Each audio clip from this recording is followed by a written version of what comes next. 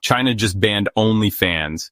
And before you roll your eyes and say, here we go again, China being strict, let's ask the real question. Who's actually winning here, and what's the end goal? Because while the West is selling skin for clicks and cash, and India is still battling headlines about women being gang raped in broad daylight, China's making a very different bet on its future. Think about it. There's been an epidemic of sexual assaults and misogyny in the West, and especially in India. China has managed to curb most of that influence on its younger generation via their Great Firewall. The West, although severely damaged by such influence, has at least turned it into a business model. But India, there's no business opportunity for such things. If the angry mob wants sex, then they'll find a way, whether it be a woman, a goat, a lizard, or a car exhaust pipe. But not a cow. Oh, definitely not. After all, cows are seen as sacred and worth more than a woman. In the West, platforms like OnlyFans aren't just websites anymore. They're cultural icons. People call it empowerment. My body, my choice, my bank account. And sure, there's some truth there. Cardi B launched an account and made $1 million in 5 hours. Bella Thorne made $2 million in a week. Some of them create entire new markets, such as selling their bathwater or used clothes.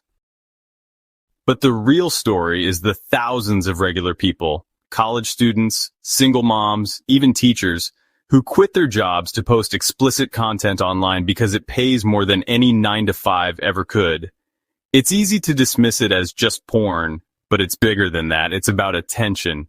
The West turned intimacy into a commodity. The more revealing you are, the more followers, money, and influence you gain. But here's the flip side. Studies in the US and UK are showing a mental health crisis among creators. Depression, anxiety, harassment from subscribers who think paying gives them ownership over these women. A survey by the BBC found that 75% of OnlyFans creators have been stalked or threatened. Even for consumers, it's addictive. People burn through their savings on subscriptions chasing a sense of connection that isn't real. It's the same with streamers, but on a sexual level. A parasocial relationship formed with someone they've never even met in real life. So sure, there's economic and monetary benefits to this industry, but in my opinion, and in the studies shown, I think it's safe to say that it's causing massive mental harm to both the creators and the consumers. Now let's talk about India. You'd think a country that calls itself the largest democracy would at least have a conversation about women and their choices. But no, India isn't out here monetizing sexuality like the West. It's not empowering women to make millions from their own content. Instead, it's making global headlines for gang rapes, acid attacks, and honor killings. It's weird because Hinduism supposedly has the most female goddesses out of any organized religion, yet by and large, Indian men treat women worse than last night's discarded curry. Let's take a look at the numbers because they're horrifying. According to India's National Crime Records Bureau, a woman is raped every 15 minutes. That's nearly 90 rapes a day, and those are just the ones reported. In rural India, many cases never even reach the police because of stigma or corruption. Honestly, I'd estimate that there's at least 200 rapes a day in total. Absolutely sickening. In 2012, the world was shocked by the brutal gang rape and murder of Jyoti Singh in Delhi. There were mass protests, and the government promised change. But what's changed? In 2021, a 9-year-old Dalit girl was raped and burned alive in Delhi, and the system failed her too. To many Indians, her life was worth far less than a cow's. So let's be brutally honest. India doesn't even get to the money-making stage. Instead, it's stuck in a toxic culture where women's bodies are seen as family honor or as targets. And unlike the West, where sexuality is commodified, India's version of control is violence. At least the West can benefit monetarily, while India just burns everything it touches.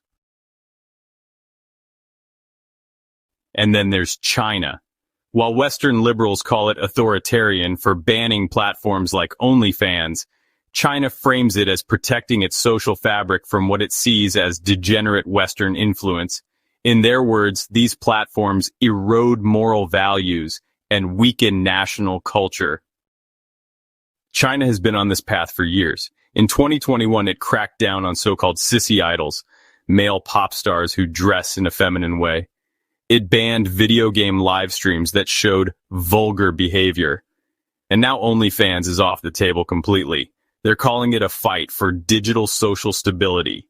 Here's why. Chinese leaders believe that unchecked freedom online breeds chaos. They've seen how the West has monetized nudity and turned influencers into gods. They don't want that. They don't want a generation of young people glued to explicit content, spending their time and money chasing empty highs. They don't want women to feel like selling their bodies online is the only way to get ahead, and when they look at India, they definitely don't want that.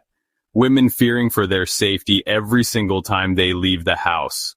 Extreme misogyny, brutal attacks, and assaults, God no. China rejects both these options and would rather cut the limb off before it starts rotting.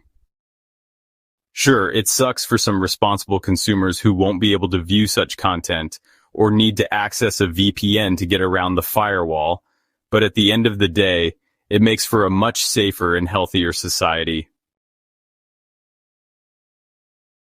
Alright, let's summarize and compare the three different paths.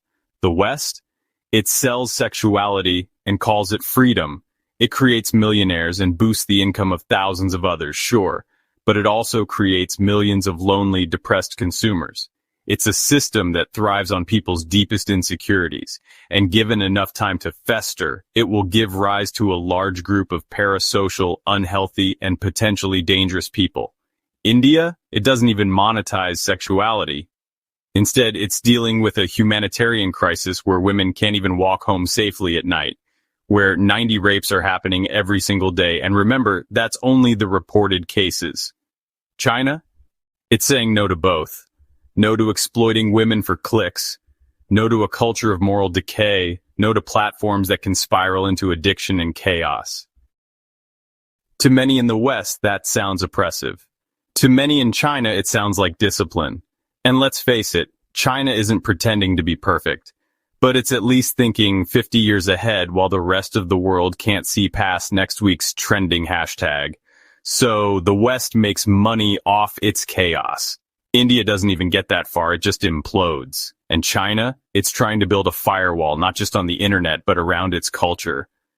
What do you think? Is China protecting its society or just controlling it too much? Drop your thoughts in the comments. And if you're tired of surface level hot takes, then hit that subscribe button now. Thanks for watching.